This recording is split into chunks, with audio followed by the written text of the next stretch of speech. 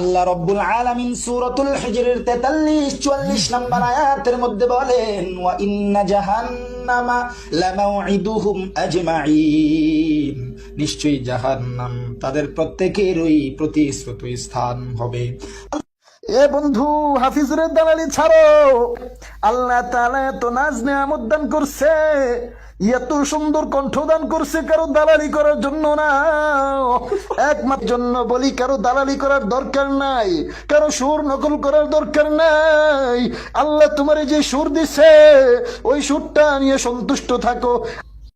এরে তুই যে আমারে নসিহত করলি, তোর গলায় তো হাফিজুরের আওয়াজ শোনা যায়।